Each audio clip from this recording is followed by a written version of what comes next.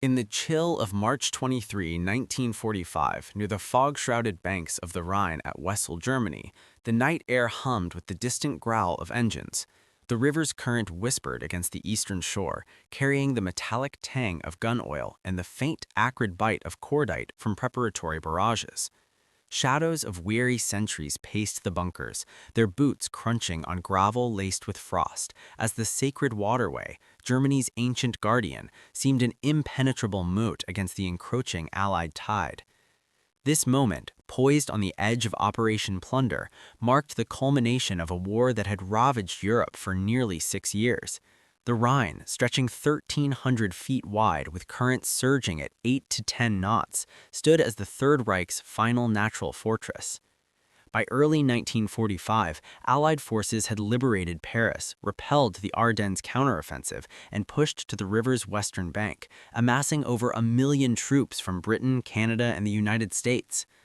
German defenses under General Alfred Schlemm's 1st Parachute Army fortified a 22-mile front with 3,000 bunkers, minefields, and registered artillery positions. Intelligence estimates placed German strength at 85,000 men, though depleted by attrition and bolstered by desperate Volkssturm recruits. The Allied strategy hinged on breaching this barrier swiftly before Field Marshal Albert Kesselring could regroup his shattered armies. Yet the river's depth and flow had historically thwarted invaders. Even Napoleon hesitated against opposition here. The operation's success depended not on traditional pontoon bridges, vulnerable to Luftwaffe strikes and 88mm guns, but on a revolutionary American invention that would shatter German calculations. German defenders, hardened by years of attrition, anticipated a predictable assault. They envisioned waves of infantry and fragile assault boats exposed to enfilading fire during the slow paddle across, followed by laborious bridge construction under relentless bombardment. Reports from earlier campaigns in Sicily, Salerno, and Normandy had trickled in, describing odd American swimming trucks, but Wehrmacht analysts dismissed them as eccentricities of Yankee excess, much like the ice cream machines rumored to churn treats amid tank columns. Oberst Wilhelm Steinberg, observing near Wesel, noted in his captured notebook, "The Americans have reached our sacred river, but they cannot cross. No army has ever forced the Rhine against determined German resistance without bridges." This confidence stemmed from doctrine. Crossings required fixed points, allowing concentrated defense. They expected delays, chaos, and attrition, buying time for reinforcements from the Ruhr. What unfolded instead defied their grim expectations. At 1700 hours, a thunderous barrage from 4,000 Allied guns, the largest since El Alamein, erupted, pounding German positions for 4 hours. Then at 2100, the first DWKUs plunged into the Rhine. These amphibious marvels, officially designated DWKU, but affectionately called ducks by GIs, were no mere boats or trucks, but hybrids born of necessity. Developed in a frantic 38 days starting April 23, 1942, by General Motors engineers under the guidance of yacht designer Roderick Steffens, the Duck fused a GMC CCKW 2.5-ton truck chassis with a watertight hull. Measuring 31 feet long, it carried 5,000 pounds of cargo, or 25 soldiers, propelled by a 94-horsepower engine on land at 50 miles per hour and in water at a 25-inch propeller at 6 knots. Innovations included a central tire inflation system, adjustable from the cab for sand or road, and a bilge pup to maintain buoyancy. Mass-produced at 525 units per month, 21,147 DWKUs rolled off lines by war's end, each costing $10,750, a testament to American industrial might. In the Rhine's murky flow, 370 DWKUs ferried the 51st Highland Division's 7th Black Watch Battalion, each vehicle crewed by 2 Americans navigating without lights amid sporadic fire. They crossed in dispersed waves, avoiding clustered targets, and drove directly up the eastern banks, unloading troops and supplies inland. By dawn on March 24th, hundreds shuttled continuously, transporting 15,000 infantry, 1,200 vehicles, and 3,000 tons of materiel in 72 hours, while evacuating 2,000 wounded.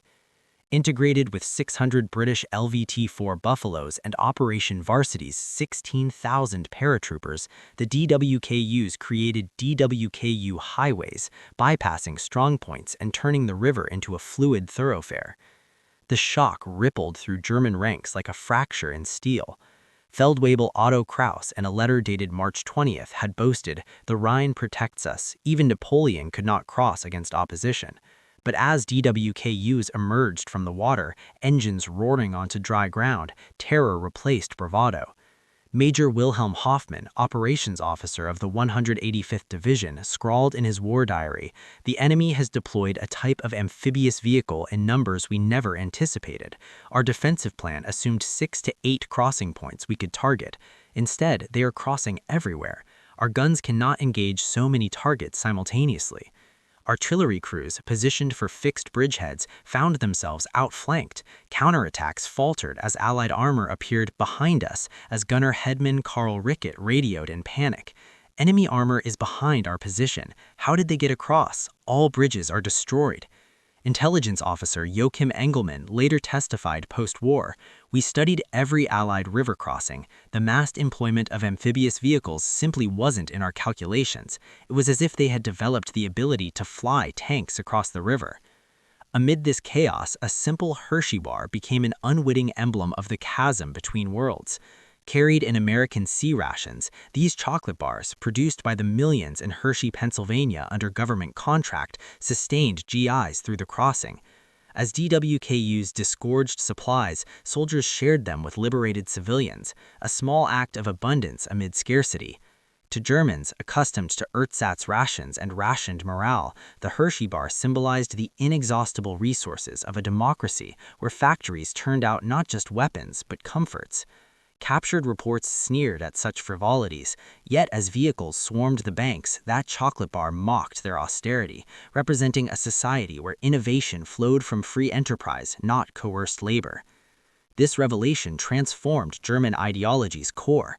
Wehrmacht doctrine, rooted in precision and hierarchy, crumbled against American adaptability. General Reinhard Gehlen reflected in his memoirs, "We cataloged American equipment meticulously. We knew about the DWKU. We simply never imagined they would mass hundreds of them for a river crossing. Our thinking was constrained by our own limitations." The Rhine breach shortened the war by weeks per the U.S. Strategic Bombing Survey, accelerating the dash to Berlin and the Reich's collapse. What began as dismissal evolved into dread, exposing the fragility of totalitarian rigidity against democratic ingenuity. Engineers who prided themselves on Tiger tanks and V-2 rockets now faced vehicles that defied categories, forcing a re-evaluation. Superiority lay not in complexity, but in versatility born of liberty. In the quiet aftermath, as DWKUs idled on conquered shores, one might ponder the Hershey bar's quiet lesson. Unwrapped in a soldier's hand, it melted not from heat, but from the warmth of shared humanity, a tangible piece of abundance that bridged divides.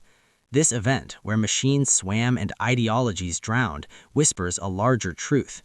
Freedom's true power lies in its capacity to innovate beyond barriers, turning rivers of division into pathways of plenty, where even in war's shadow, democracy offers not just victory, but the sweet promise of renewal.